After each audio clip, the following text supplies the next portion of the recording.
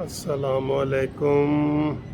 فواد چودھری کے انتہائی خطرناک بیان کہ جو بھی ووٹ ڈالنے آئے گا اس کو 10 لاکھ کے مجمع کے اندر سے گزرنا ہوگا، اور وہ جب ووٹ ڈال کے آئے گا پھر واپسی پہ بھی اس کو 10 لاکھ کے مجمع سے گزرنا ہوگا۔ یہ کھلی دھمکی ہے، کھلی یہ غنڈہ گردی ہے۔ اس کے خلاف کارروائی قانونی ہونی چاہیے کہ اس کا مقصد کیا ہے ان کا۔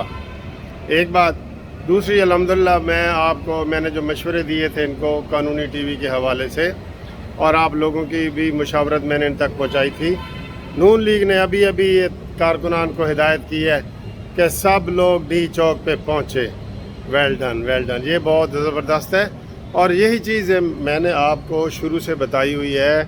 یہ میرا تجربہ ہے، یہ دیکھ لیں کہ یہ صرف نیازی کی گیدڑ بھبکیاں ہوتی ہیں، اور اس کا حقیقت سے کوئی تعلق نہیں ہوتا۔ وہ انتہائی بزدل آدمی ہے، قسم خدا کی انتہائی بزدل ہے۔ یہ اپنے ماموں نیازی کا میں تھوڑا سا حوالہ دینا نہیں چاہتا، لیکن وہ بھی جب ادھر وہ مشرقی پاکستان میں تھا نا جنرل نیازی، تو یہی کہتا تھا کہ میں نے جناب جے کر دینا ہے اور میں نے تباہ کر دینا ہے، اور بڑے بڑے شہر ہمارے پاس ہیں، اور مشرق دے میدان دے اندر ڈٹیا خان نیازی ہے اور ترانے اور یہ وہ سارے۔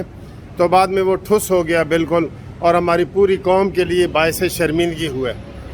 یہ بھی عمران نیازی جو ہے یہ بھی قوم کے لیے باعث شرمندگی ہے، ایسی غلط باتیں کر رہا ہوتا ہے۔ اس کو کوئی سمجھانے والا نہیں ہے، لیکن اس سے ڈرنے کی ضرورت نہیں ہے۔ آپ جب بھی اینٹ کا جواب پتھر سے دیں گے، اس کو آپ دیکھیں گے یہ بھاگتا ہوا نظر آئے گا، 10 فٹ کی 2 دیواریں پھلانگتا ہوا نظر آئے گا، چاہے اپنے گھر میں بہنیں بیٹھی ہوں اور ان کو چھوڑ کے یہ بھاگ جائے گا۔ یہ ایسا نیازی ہے۔ آپ کو میں نے بتایا ہے کہ آپ اس کو اینٹ کا جواب پتھر سے دیں۔ اور یہ جو آج آپ نے ڈی چوک کا حوالہ دیا ہے، مولانا فضل الرحمان صاحب نے بھی ڈی چوک میں کارکنان کو پہنچنے کی ہدایت کر دی ہے، اور اس کو مسلم لیگ نون کے ابھی رانا ثناءاللہ نے پنجاب کے عہدیداروں کو کہا ہے کہ سارے ڈی چوک پہنچو، بالکل پہنچو۔ یہی وقت ہے جناب پاکستان کو پٹڑی پہ ڈالنے کا، پاکستان کو ظلم سے بچانے کا، تباہی سے بچانے کا، معیشت کو بچانے کا، یہی وقت ہے۔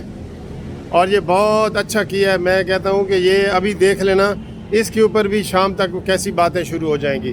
حکومت کو ڈر ہونا چاہیے کہ جناب کوئی غیر قانونی بات نہ ہو جائے، کوئی غلط پٹڑی پہ کوئی اتر نہ جائے۔